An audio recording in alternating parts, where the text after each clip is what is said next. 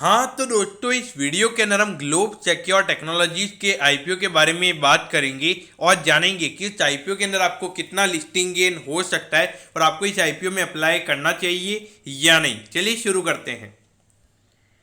तो देखिए, सबसे पहले हम ये जानेंगे कि ये कंपनी काम क्या करती है। तो देखिए, ये जो कंपनी है साइबर सिक्योरिटी सर्विसेज प्रोवाइड करवाने का ये कंपनी काम करती है और इंडिया में ही ये कंपनी काम करती है।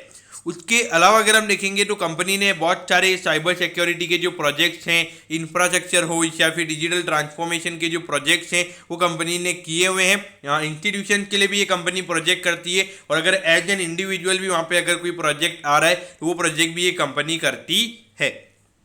तो यहाँ पर अगर हम देखेंगे तो अभी कंपनी 3 एरियाज में भी ये कंपनी काम करती है। सबसे पहला साइबर सिक्योरिटी, फिर उसके बाद में इंटीग्रेटेड एंटरप्राइज सॉल्यूशंस और उसके बाद में मैनेज सर्विसेज, जिसके अंदर अगर आप देखोगे साइबर फॉरेंसिक्स हो, साइबर सिक्योरिटी हो या फिर डेटा सिक्योरिटी सर्विसेज, तो ये सारे सर्विसेज ये कंपनी प्रोवाइड करवाने का काम करती है।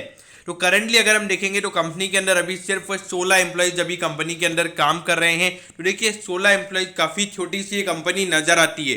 तो इस पॉइंट ऑफ व्यू से देखा जाए तो इतना छोटा सा एम्प्लॉय बेस्ड होना और वहाँ पे इतना जल्दी आईपीओ लेकर आना, तो ये मुझे थोड़ी सी चीज़ें यहाँ पे गलत होती हुई नज़र आ रही है। अब अगर हम यहाँ पे कॉम्पिटिटिव स्ट्रेंथ के बारे में अगर हम बात करेंगे तो देखिए, मैनेजमेंट यहाँ पे एक्सपीरियंस है और उनका मानना है कि वो एक अच्छे लेवल पे इस बिजनेस को लेके जा सकते हैं। उसके अलावा जो इनकी टीम है, तो देखिए टीम तो हम बोल नहीं सकते, सिर्फ 16 एम्प्लॉयज इस कंपनी में काम करते हैं, तो उसके बेसिस पे आप क्या टीम बोलोगे, वो मेरे ख्याल से चीज़ें गलत हो जाएगी। उसके अलावा इन्होंने बहुत सारे माइग्रेशन प्रोजेक्ट को हैंडल किया हुआ है, तो उसकी वजह से ये भी एक इनकी स्ट्रेंथ है। उसके अलावा अगर आप देखोगे इनका रेवेन्यू मॉडल काफ़ी डायनेमिक है और इनके क्लाइंटेल के साथ अच्छे रिलेशंस हैं, तो ऐसा ये कंपनी का मानना है।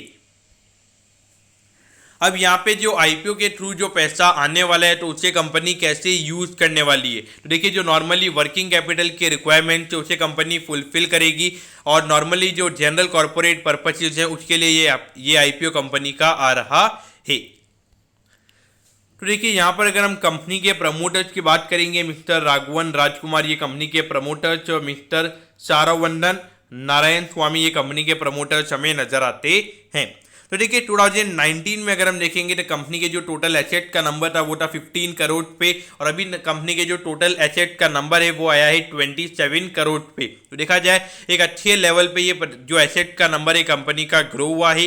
लेकिन यहाँ पर अगर आप देखोगे 10 करोड़ से 19 करोड़ का रेवेन्यू, फिर उसके बाद में 19 करोड़ का, और अभी 6 महीने में कंपनी ने सिर्फ 3 करोड़ का रेवेन्यू ही कंपनी ने जनरेट किया है। बाकी अगर प्रॉफिटेबिलिटी की बात करेंगे, देखिए यहाँ पे रेवेन्यू के नंबर कितने बढ़ गए थे, लेकिन यहाँ पे 50 लाख रुपए से प्रॉफिटेबिलिटी कम हो गई थी।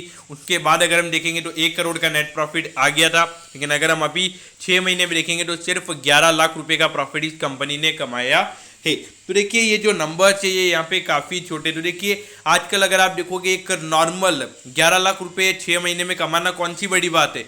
अगर आप देखोगे एक नॉर्मल अगर कोई बंदा है बाहर, अगर उसकी हैवीली अगर कोई स्टोर्स वगैरह हैं तो वहाँ पे एक नॉर्मल जनरल स्टोर की 1 से 2 लाख की कमाई होती है पूरे महीने की, तो वहाँ पे पूरे साल भर की 12 से 15 लाख रुपए की उनकी अर्निंग्स होती है। वहाँ पे मेरे ख्याल से प्रॉफिटेबिलिटी पॉइंट ऑफ व्यू से बिल्कुल एनालाइज करना इन कंपनीज को काफ़ी ज़्यादा वहाँ पे डिफिकल्ट हो जाएगा।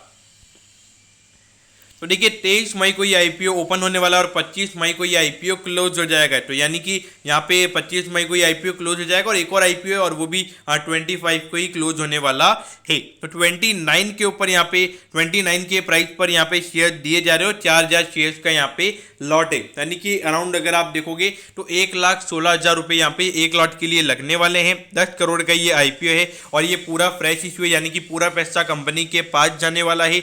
उसके अलावा अगर हम देखेंगे तो 50% का यहाँ पे रिटेल कोटा है, यानी कि अराउंड 5 करोड़ का रिटेल कोटा है। तो ये बात आप मान के चलिए कि लगभग 50 एप्लीकेशन यहाँ पे ये कंपनी दे रही है, यानी कि 50 लोगों को ये आईपीओ मिलने वाला है रिटेल कोटा के अंदर और 50 लोगों को यहाँ पे एचएनआई कोटा में ये आईपीओ मिलने वाला है। टोटल 100 लॉट ये कंपनी इश्यू कर रही है। 1,16,000 रुपये यहाँ पे एक लॉट के लिए लगेंगे। अगर आपको रिटेल कैटेगरी में अप्लाई करना है तो आपको रिटेल कैटेगरी में आप एक लॉट के लिए ही अप्लाई कर सकते हो। एक लॉट से ज़्यादा की एप्लीकेशन अगर आपको लगानी है तो वहाँ पर आपको एचएनआई कोटा में एप्लीकेशन लगानी पड़ेगी।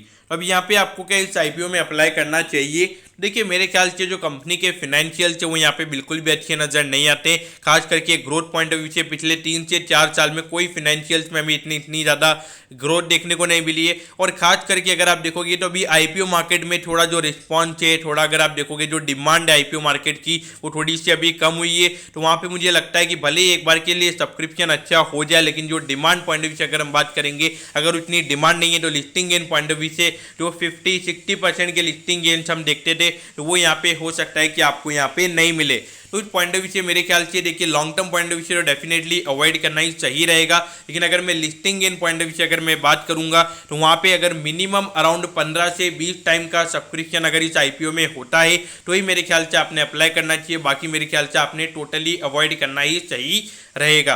और बाकी आपको यहाँ पे टाइम टेबल से रिलेटेड इश्यू होगा तो देखिए टाइम टेबल अभी अवेलेबल नहीं है। 25 मई को ये आईपीओ क्लोज हो रहा है तो उसके एक हफ्ते बाद यानी कि अराउंड 2 या 3 जून के लगभग ये कंपनी हमें लिस्ट होती हुई नजर आएगी, यानी कि जून में ये कंपनी लिस्ट होगी तो ये तो कंफर्म है। तो उसके हिसाब से आप वहां पे देख सकते हो। तो दोस्तों मैं होप कर रहा हूँ कि ग्लोब सिक्योर टेक्नोलॉजीज का जो आईपीओ है उसके बारे में आपको सब कुछ पता चल गया होगा। अगर आपकी कोई भी क्वेरीज है आप कमेंट कीजिए, मैं जरूर आपके कमेंट पर रिप्लाई करूंगा। ओके दोस्तों, thank you, have a nice day.